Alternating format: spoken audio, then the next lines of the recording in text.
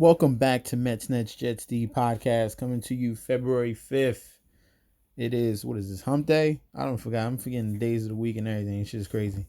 Well, we're back at it. My picks yesterday were pretty on point besides the fact that the Portland Trailblazers are fake.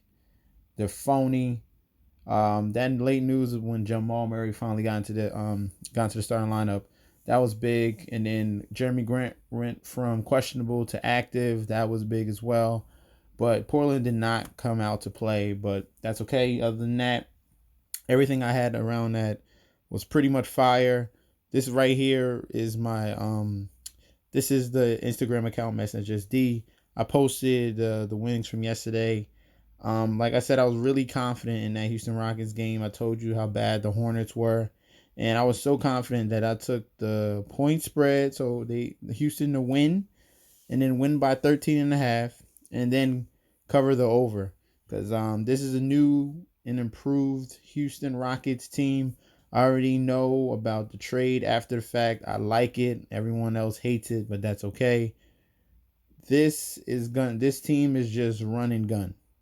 Straight running gun, old school D'Antoni Suns team, even though they had Amari Stoudemire as their big man. This is a little bit a variation, but same concept, running gun.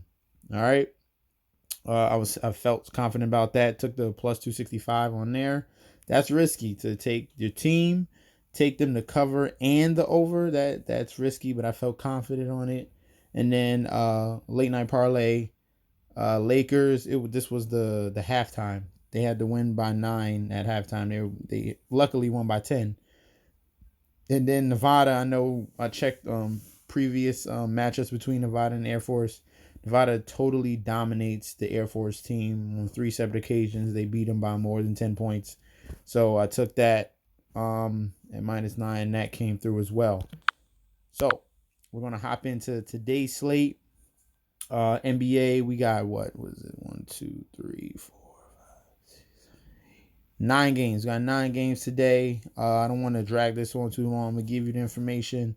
Bing, bang, boom. We're gonna hop in to this Phoenix Suns and Detroit Pistons matchup. Suns coming in a little bit up and down. I understand. Same thing for the Detroit Pistons, but they are hampered with injuries. We have no Derrick Rose. Obviously, no Blake Griffin, no Luke Kennard, no Svi. I can't even say his last name, but he's one of their better 3-point shooters. And then Markieff Morris is a game time decision. The only positive for the Detroit Pistons is that Reggie Jackson is back in the starting lineup, but this man is so up and down. This team is pretty ugly as it is. Just looking at it, they're on a losing streak right now currently. Let's just go into that. Let's see. Yeah. 4-game losing streak. Then they wind up beating Denver Nuggets. Then they lost to Memphis. Phoenix Suns are on a 3-game losing streak currently, losing to OKC, Milwaukee, and the Nets. But I'm going with the better team. I'm looking at the betting trends.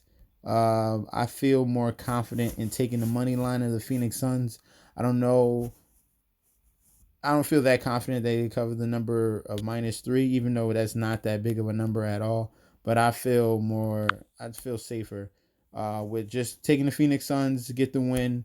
I see a huge bounce back game from Devin Booker and Ricky Rubio. Detroit Pistons struggle a lot. They struggle a lot against point guards. Reggie Jackson is not a good defensive point guard at all. And I think that Devin Booker gets back on his impressive ways that he got snubbed for the All-Star game. All right. So give me the Suns. And if you want to take the few extra bonus points, take the point line. Okay. But definitely Suns win. Next game, we have the Orlando Magic against the Boston Celtics. This matchup is in Boston. We do have injuries for the Boston side. Magic are pretty much fine right now, even though they are missing Let's see. They're missing Alfred Aminu, DJ Augustine, Jonathan Isaac, and actually Ken Birch, who's been starting at power forward, is now a game time decision. So we're waiting on news for that. On the Boston side, there's no Marcus Smart and Kemba Walker's out. So I'm waiting on news. Pretty much the news is set. As long I feel pretty confident. Jaylen Brown, Jason Tatum, and Gordon Hayward. That trio is enough to beat Orlando Magic at home. Okay, Celtics are at home. They're 20-5 at home. Orlando Magic and 9-16 on the road. Those are numbers that I don't feel and Magic are our worst team, pretty much. Like, I feel confident. Not 100% sure on the 5. That's not that bad though, because looking at their spreads, so I feel confident in the -220. Like I said, if you want to take the point line, you can. But I stay more on the safe side. Just give me the win, and it's good. Especially if it's in the 200 range. I'm not fighting for some points. Nah, just give me the win. And over and under, this one's going to be very tight. But I'm leaning more towards the under. On this side, we got two defensive-minded teams. Boston, they're a very good defensive team. Despite the fact that they're missing Kemba and Marcus Smart, the scoring can go down since they're missing one of their leaders. So if I was to choose the over and under, I would lean towards the under in this matchup. Next game, we have the Golden State Warriors against the Brooklyn Nets in Brooklyn. Not to be biased, but the Nets should win this game 100%. D'Angelo Russell is back in Brooklyn. He'll be facing his old team. Not too sure if he has any bad blood, but Golden State Warriors have like an 8-game winning streak against the Nets, but that's because that was the Warriors with Steph Curry, Klay Thompson, Draymond Green, all those great players. This is a depleted Warriors team. This is the worst team in the Western Conference, and I think in the league as well. Golden State have won 2 of the last 3 games against Cleveland and Washington. And then the Nets come in winning 4 of the last 6, just destroying the Phoenix Suns. They put the clamps on Devin Booker. I can see the Nets putting the clamps on D'Angelo Russell as well. I'm feeling 100% confident in this -250. Golden State Warriors play no defense. And we don't play any defense as well either. It's going to be a high-scoring 3-point shooting contest between these two. So I like the over. And I'm not sure if I want to take the Nets to cover that spread. But if you want to, you can. All right. You might want to drop it down to like 3. But I like the Nets and I like the over. Okay. Next game, we have the Indiana Pacers against the Toronto Raptors. Toronto Raptors are on an 11-game winning streak. This is a red-hot team. They're well-oiled machine right here. They're pretty much healthy. As soon as they got Fred VanVleet and Siakam back, this team went back to their winning ways. The Indiana Pacers have been struggling, despite the fact that they beat the Chicago Bulls. Then they wind up losing to the Knicks, and then they lose to Dallas with no Luka Doncic. I think it was no Luka and no KP in that game, so that's wild. Toronto comes in, like I said, 11-game winning streak, just smoking everybody. Stats and trends lean toward Toronto Raptors in this matchup, and I'm gonna stick with those trends. Give me the Toronto Raptors money line, and if you want to, the Raptors have a very good record against the spread. Just going by the numbers, let's see. Where am I at? Preview. Stats.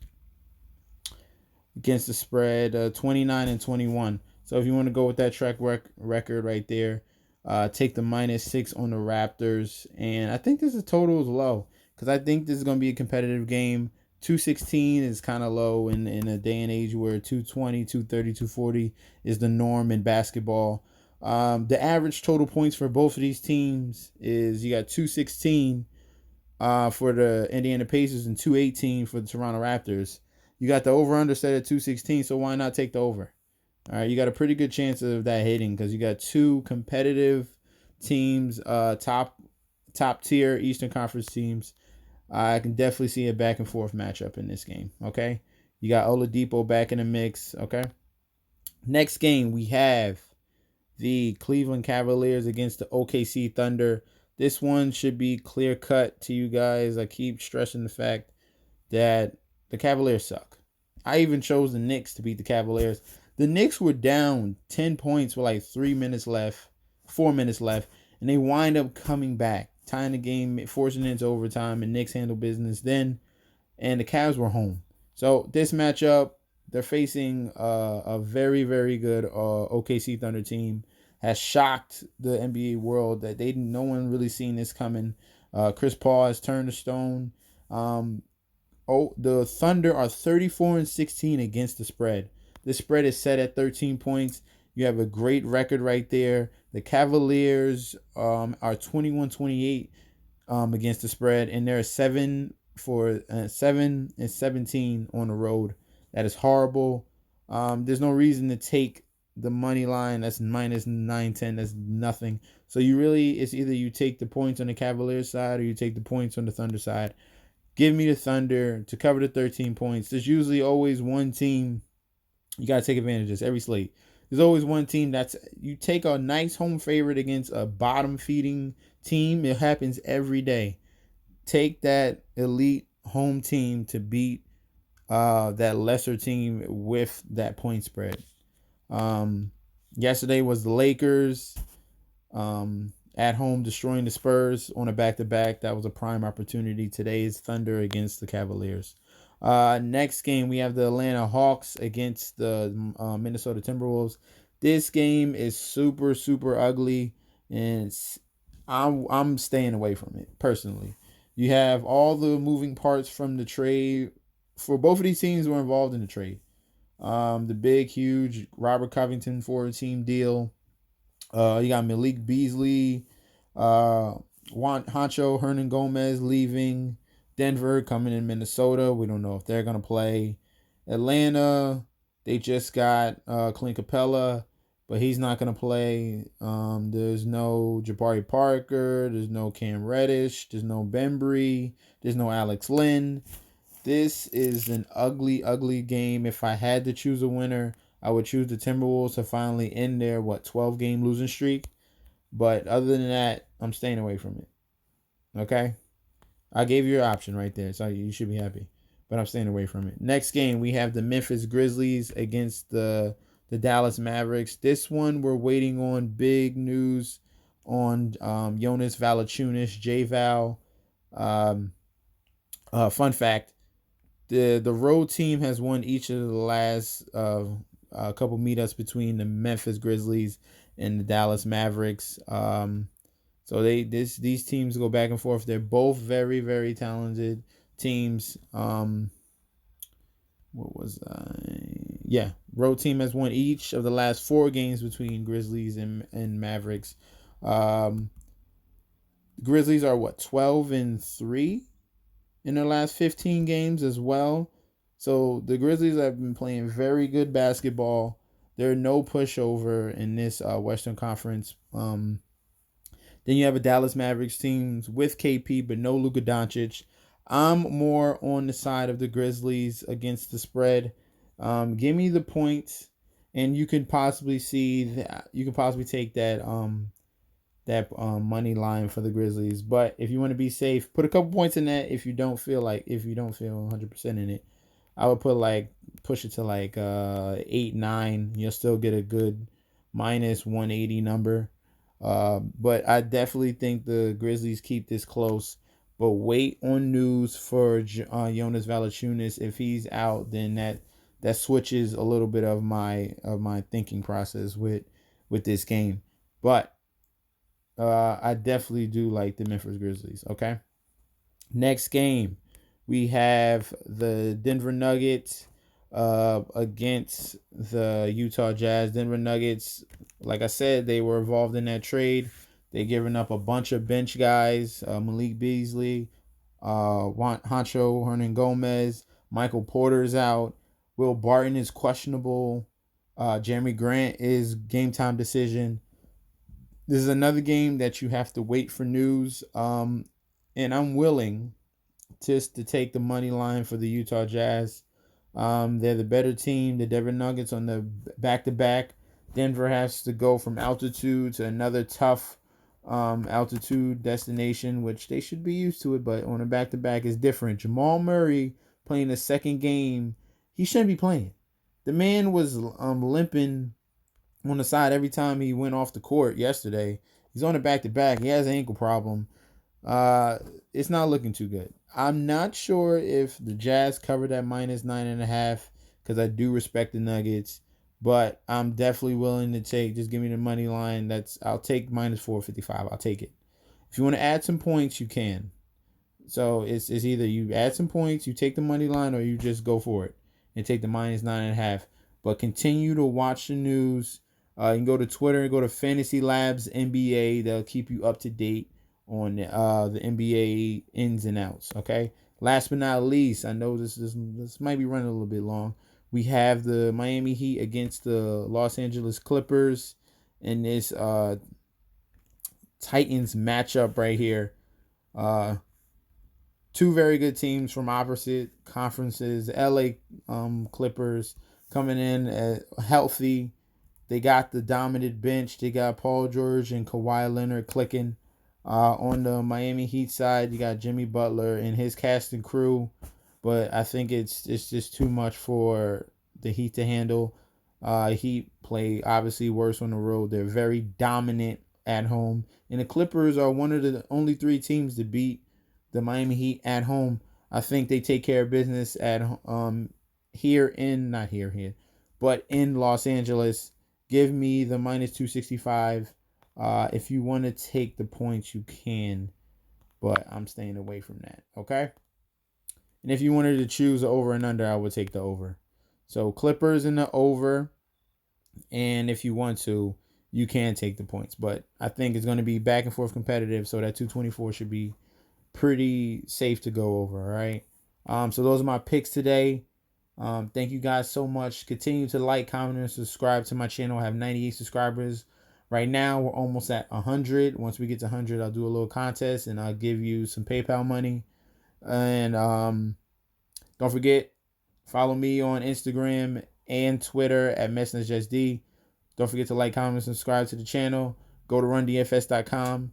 Go to that website. Sign in, do the weekly pass. Download that Discord app, and get connected.